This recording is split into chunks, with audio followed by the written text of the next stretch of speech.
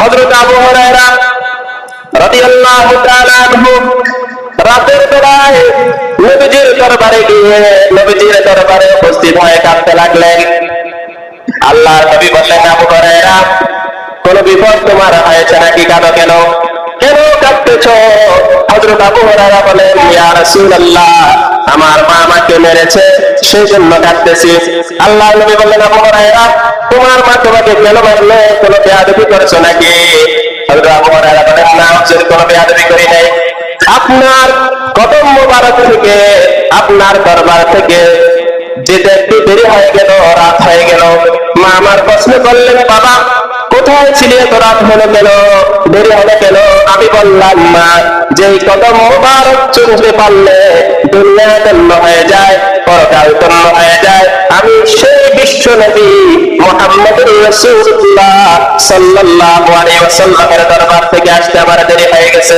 হুজুর, আপনার নাম শুনে মাত্রই রাগে চলে উঠলো আমার মা মুশরিকা।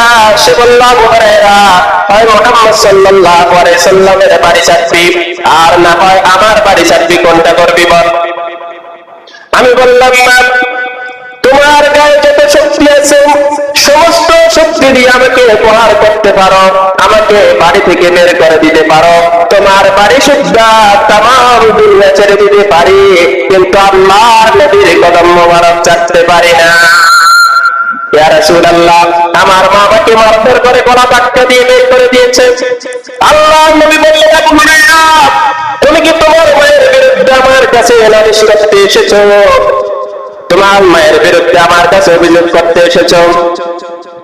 হযরত আবু হুরায়রা বললেন, না হুজুর, কোন নালিশ করতে আসিনি, কোন অভিযোগ করতে আসি নাই, আমি এই জন্য এসেছি, আমি জানি নবীজি যদি কোনো ব্যাপার আল্লাহর কাছে হাত তুলেন, হাত উত্তোলন করেন, আল্লাহ রাব্বুল আলামিন সেই দোয়া মঞ্জুর করেন। আমি আমার মায়ের হেদায়েতের জন্য আপনার কাছে দোয়া করার জন্য এসেছি।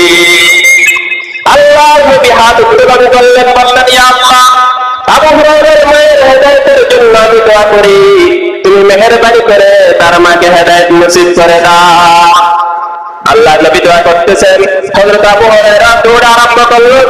পিছন দিক থেকে কয়েকজন সাহাবী তার জামাতে ধরে বললেন, আবু হুরায়রা তো ভদ্র মানুষ, শান্ত শিষ্ট মানুষ, কেন দৌড়াচ্ছে? আবু হুরায়রা, তুমি দৌড়াচ্ছ কেন? আবু হুরায়রা বলে, আমার কোনো সমস্যা হয় নাই, কোনো বিপদ আমার হয় নাই, আমাকে ছাড়ো, আমি দৌড়াই দেখতে চাই, আমি দৌড়াই আমি আমার বাড়িতে পৌঁছাতে পারলাম না, আমি বাড়ি আসার আগে বিশ্ব নবীর দোয়া আমার বাড়িতে পৌঁছেছে, সেটা আমি দেখতে চাই। হযরত আবু হুরায়রা বাড়ি গিয়ে দরজা নক করলেন। ভিতর থেকে আওয়াজ শুনতে আমি বললাম, আমি তোমার সন্তান আবু হুরায়রা এসেছি। হযরত আবু হুরায়রা বলে, মায়ের গলার আওয়াজের ভিতরে আমি পুকুরে কর্কশতা পেলাম না, মায়ের গলার আওয়াজের ভিতরে আমি তাওহীদের নূরিয়ত পেলাম। আমার বুঝতে বাকি হলো না, আমি বাড়ি আসার আগে বিশ্ব নবীর দোয়া আল্লাহর আরশে পৌঁছে গেছে। মা বেরিয়ে এসেছেন, বললেন, বাবা, আমি তোমাকে মারার পরে আমার অনুশোচনা হয়েছে। আহারে, আমি আমার সন্তানকে কেন মেরেছি?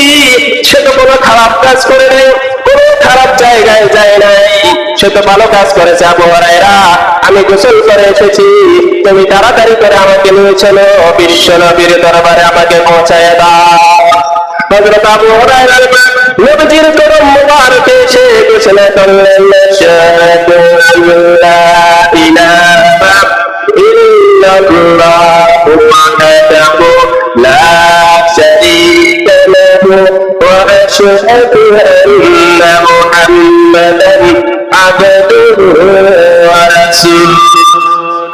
সকলে পড়েন, লা ইলাহা ইল্লাল্লাহ, লা ইলাহা ইল্লাল্লাহ, লা ইলাহা ইল্লাল্লাহ, লা ইলাহা ইল্লাল্লাহ, লা ইলাহা ইল্লাল্লাহ মুহাম্মাদুর রাসূলুল্লাহ।